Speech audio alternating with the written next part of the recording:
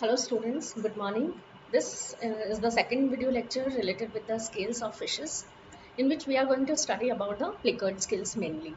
So these are all type of scales. We have studied so far. Now the Plicard scales.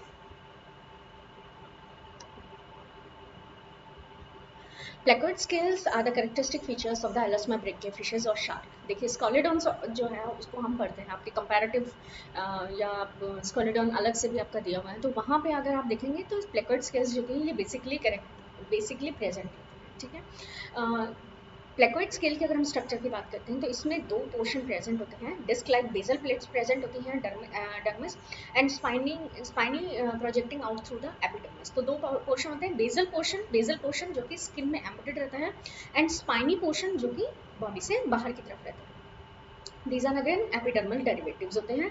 Structure of A placoid scale resemble a tooth, ठीक है। ये हम homology देखेंगे scales की कि scales जो थे किससे एक्चुअल में रिजेंबल कर रहे होते हैं हो, तो वहाँ पे आप इसको इस लाइन को मैं वहाँ पे आपको क्लियर करूँगी कि in structure placoid scales resemble a tooth. How the spine has an external covering of animal like hard transparent material called विट्रोडेंटाइन.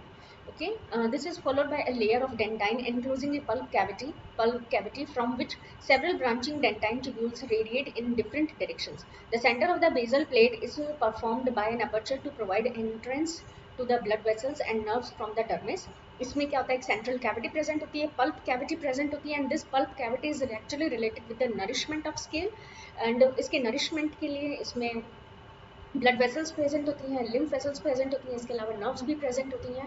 प्लेकर्ड scales are closely set in skin but do not overlap each other and giving a sand paper like quality to the skin. तो skin अगर आप देखते हैं shagreen जिसे हम बोलते हैं, skeleton की जो स्किन होती है उसमें क्या होता है, आपको रफनेस फील होती है, ठीक है। तो ये जो रफनेस होती है that is mainly contributed by the placoid scales. Now structure of a placoid scales, here we are seeing that structure of a placoid scale. So यहाँ पे आप देख रहे हैं कि स्पाइन प्रेजेंट है, साथ ही साथ एक बेसल प्लेट प्रेजेंट है, ठीक है। तो मीडियन स्पाइन जो है ट्राई रेडिएटेड स्पाइन प्रेजेंट होता है। ट्राई रेडिएटेड का मतलब क्या हुआ, इसमें एक मीडियन स्पाइन होगा और टू लेटरल स्पाइन्स प्रेजेंट होते हैं। Here we are clearly seeing this. इसके अलावा एक बेसल या रोम्बोइडल प्लेट प्रेजेंट होती है। This basal plate is actually embedded in the skin और ये जो आपका ट्राई रेडिएटेड स्पाइन है ये ही बाहर की तरफ प्रोजेक्टेड आउट रहता है। The spine is composed of hard calcareous substance, the dentine is transferred by minute nearly parallel canaliculi with delicate branches containing long protoplasmic process of odontoblast. It is coated externally with a layer of hardy, shiny, animal-like vitrodentine secreted by the ameloblast of the overlying ectoderm. All these lines I will be explain in the development of scale. Placoid scales are derived partly from the dermis and partly from the epidermis. Basal part and the dentine of the spine are derived from the mesoderm, while the enamel is secreted by the ectoderm. देखिए tooth का structure में हम कह रहे हैं कि homologous show करता है टूथ से। टूथ की स्ट्रक्चर अगर हम देखते हैं तो दीज आर एक्टोमीजोडर्मल इन ओरिजिन, यानी एक्टोडर्म और मीजोडर्म दोनों लेयर्स जो होती हैं इसके डेवलपमेंट में पार्टिसिपेट करती हैं। एक्टोडर्म जो होती है बेसिकली एनामल को सिक्रेट करता है जो कि हार्डेस्ट पार्ट होता है बॉडी का, और जो मीजोडर्म होती है वो पूरा का पूरा जो रिमेनिंग स्ट्रक्चर है वो मीजोडर्म से सिक्रेट आउट होता है, मीजोडर्म से बनता है। इसी तरह से स्केल्स को अगर हम देखते हैं तो स्केल्स में एक्टोडर्म से आपके विट्रोडेंटाइन का फॉर्मेशन होता है, एनामल लाइक स्ट्रक्चर होती है विट्रोडेंटाइन, जबकि आपका जो रिमेनिंग पोर्शन है वो सारा आपके मीजोडर्म से डेवलप होता है। प्लेकर्ड स्केल्स एक टिपिकल अगर हम प्लेकर्ड स्केल को देखते हैं तो consist of mainly two parts of the basal plate, ठीक है, basal plate and triradiated spine. The basal plate कैसी होती है, डायमंड शेप की होती है, embedded in the dermis and firmly placed in the Sharpey's and other connective tissue fibre, ठीक है, ये बॉडी में आपके एम्बेडेड रहती है। The basal plate is formed of the trabecular calcified tissue closely allied to the cement. The inner surface of the basal plate bear an opening which lead into the pulp cavity. तो आप यहाँ पे देख सकते हैं opening आपको नजर आ रही है, opening of the pulp cavity, ठीक है। तो हर एक जो स्केल है उसमें क्या होता है, एक पल्प कैविटी प्रेजेंट होती है, उस पल्प कैविटी के थ्रू उसमें blood vessels, nerves, lymph vessels जो कि एंटर करती हैं एंड इसी की वजह से जो कि स्केल ग्रो करता है। ये हमें पता होना चाहिए कि स्केल जो है वो जैसे जैसे एज के अकॉर्डिंग या जैसे जैसे बॉडी ग्रो करती है एक सर्टेन एज तक, स्केल्स में भी ग्रोथ होती है। और ये जो स्केल्स में ग्रोथ होती है just because of this pulp cavity. अगर किसी तरह से पल्प कैविटी बंद हो जाए तो क्या होगा, स्केल्स की ग्रोथ नहीं होगी, क्योंकि स्केल्स भी क्या होता है, पीरियडिकली माउंट होता है, पीरियडिकली इनमें वेयर एंड टेयर चलता है, तो इस वजह से इनकी जो ग्रोथ होती है वो इस पल्प कैविटी पे डिपेंड करती है। Spine is flat and Trident and projecting out of the skin and backwardly directed.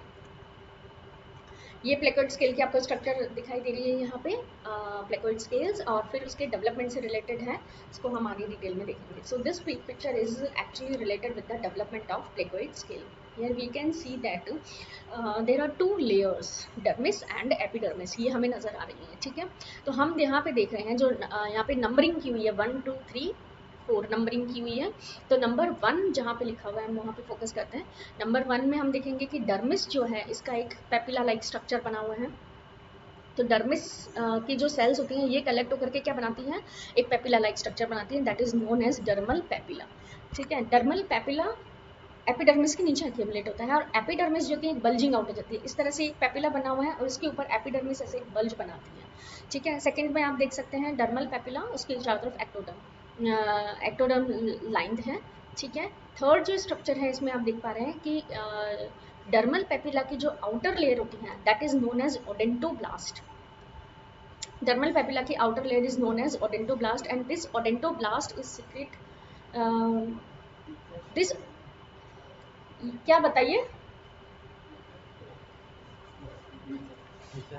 कितने बजे का है, ठीक,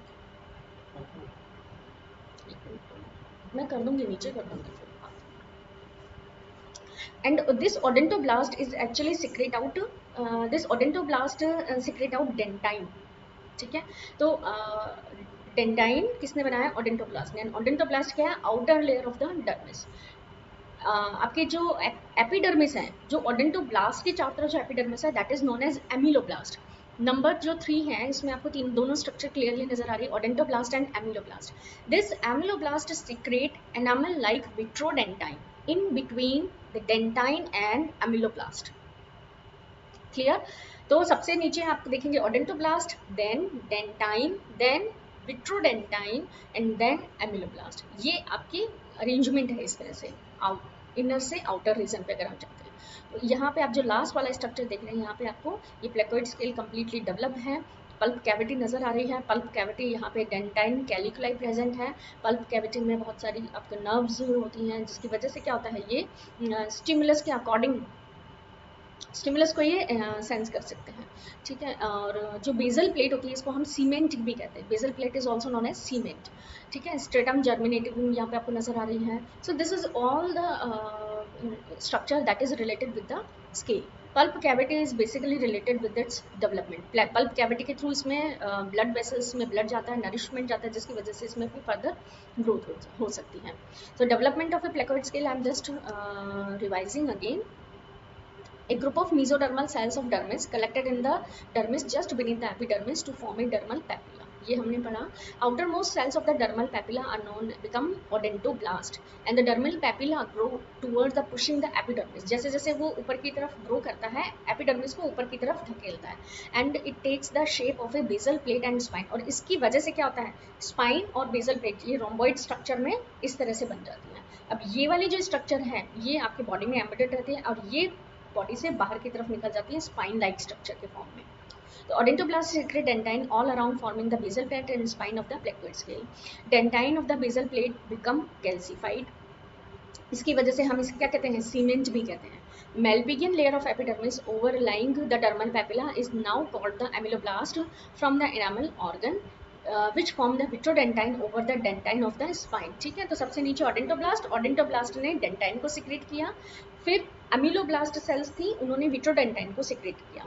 The dermal papilla in a growing scale form pulp in the pulp cavity of the scale. The overlying epidermis move away from also wear off so that the spine project above while the basal plate remains embedded in the dermis, ठीक है। basal plate आपका dermis में रहता है। ये आपकी slide है जो कि होमोलॉजी को शो करती है। Homology of the placoid scales, थोड़ा सा अरेंजमेंट इनका मिसमैनेज हुआ है। प्लेकोइड स्केल की अगर हम होमोलॉजी देखिए, होमोलॉजी शब्द जो है that is related with the basic development. दो तरह के स्ट्रक्चर्स को हम पढ़ते हैं, एनालोगस ऑर्गन और होमोलोगस ऑर्गन। तो होमोलोगस ऑर्गन जो होते हैं वो डेवलपमेंटल पैटर्न पे डिपेंडेंट होते हैं। वे स्ट्रक्चर जिनका डेवलपमेंटल पैटर्न सेम होता है, स्ट्रक्चर डिफरेंट हो सकता है, फंक्शन डिफरेंट हो सकता है, लेकिन उनका डेवलपमेंटल पैटर्न सिमिलर होता है, तो इस तरह के ऑर्गन्स को हम क्या कहते हैं, होमोलोगस ऑर्गन कहते हैं। तो प्लेकोइड स्केल की अगर हम होमोलॉजी देखते हैं तो वो टूथ से रिजेंबल करती हैं, क्योंकि वहाँ पे भी आप इसी तरह के स्ट्रक्चर्स को पढ़ते हैं। ओडेंटोब्लास्ट सेल्स आप देखते हैं, डेंटाइन जैसी स्ट्रक्चर देखते हैं, एनामल जैसी स्ट्रक्चर देखते हैं, ठीक है।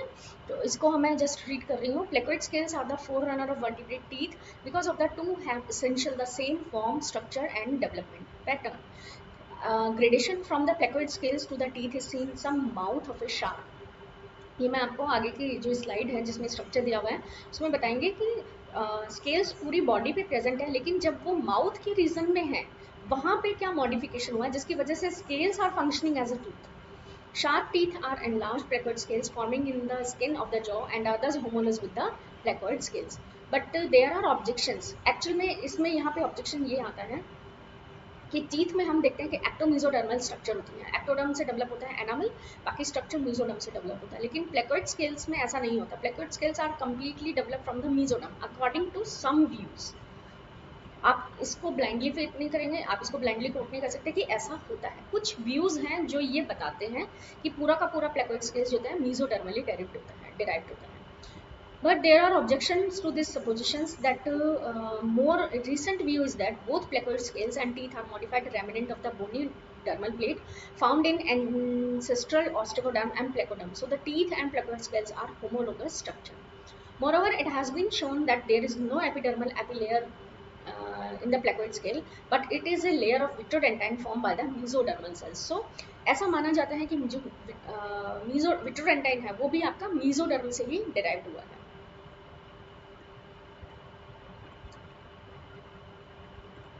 यहाँ पे आप देख सकते हैं कि ये स्केल्स जो है माउथ रीजन में टंग के नीचे की तरफ जो मेम्ब्रेन है वहाँ पे इन्होंने टीथ लाइक स्ट्रक्चर को फॉर्म किया है। So this slide actually shows the homology of the placoid scales and teeth. Modification की अगर हम बात करते हैं तो स्केल्स जो है उनमें बहुत सारे मॉडिफिकेशंस देखने को मिलते हैं। सम फिशेज आर टोटली स्केललेस और नेकेड सच एज टॉर्पिडो में नहीं होता है, कैट फिशेज में नहीं होता है। तो दिस इज अगेन बहुत इंपॉर्टेंट ये एक लाइन बनती है, इस पे से क्वेश्चंस पूछे जाते हैं कि किस टाइप की फिशेज होती हैं जिसमें कि आपको स्केल्स नजर नहीं आती। तो इलेक्ट्रिक फिशेज में नहीं होता है, कैट फिशेज में नहीं होता है। In some fishes they become localised, jaw teeth in the shark are regarded as modified scales. The teeth forming the saw of Pristis जिसे हम क्या कहते हैं, सॉ फिशेज कहते हैं। तो वहाँ पे जो ये जो स्ट्रक्चर होती है that is modification of teeth and sting rays modification of scales. Scales are at the base of the tail of sturgeon fishes, acanthus, and modified to forming the sharp cutting blades. In coffer fishes, ostracian and scales form polygonal bony plate articulated with one another to form rigid protective box. इसके अलावा glow fishes like टेट्राडॉन, डाइडॉन, scales जो होते हैं ये इनके converge होकर के और इलोंगेट होकर के और आपके spine को form spine for protection. Jointed fin rays of the leptotricha of the bony fishes are also considered to be modified scales. In the basking shark, Citorhinus, the scales become modified to form gill rakers. The scales along the lateral line of the fish become perforated to provide an exit for the canal. In the sea horses, hippocampus, and pipefishes, signathous scales are fused to form protective bony rings around the body. Use की अगर हम बात करते हैं तो scales जो होते हैं प्रोटेक्टिव कवरिंग की तरह आपको काम में आते हैं। स्ट्रक्चर ऑफ स्केल्स जो होते हैं useful in the broad classification of the group, क्योंकि इनका टाइप, इनकी स्ट्रक्चर के बेस पे फिशेस को क्लासिफाई किया हुआ है। Thus among the fishes placoid scales are the characteristics of the convex thighs. अगर आपको प्लेकोइड स्केल्स नजर आते हैं तो फिश को आप कैटेगराइज कर सकते हैं कॉन्वेक्स थाइज में।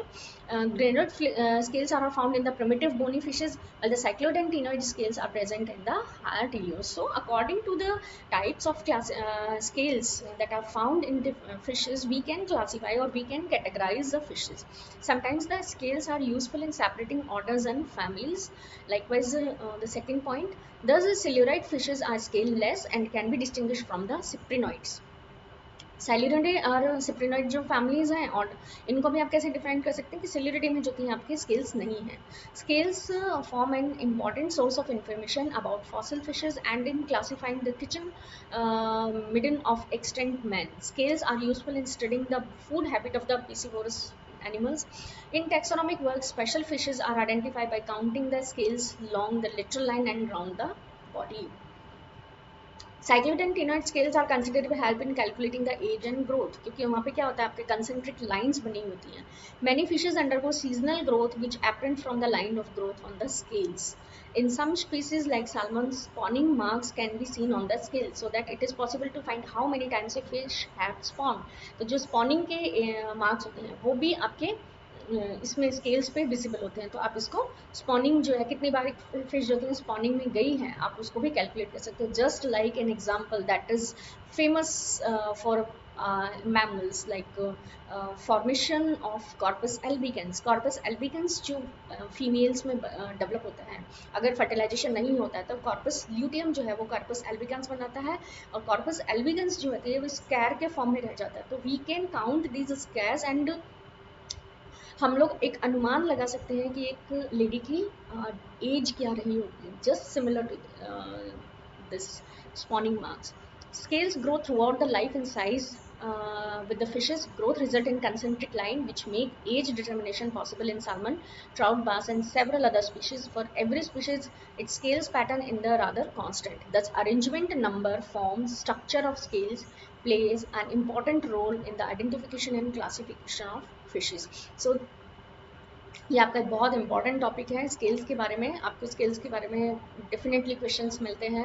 आप प्लेकर्ड स्केल्स स्पेशली याद रखना है, एग्जांपल्स याद रखने हैं, किस फिश में कौन सा स्केल होता है, इसकी सिग्निफिकेंस आपको पता होना चाहिए, डेवलपमेंट थोड़ा बहुत आपको आना चाहिए. So this is all about the scales and the fishes. Thank you.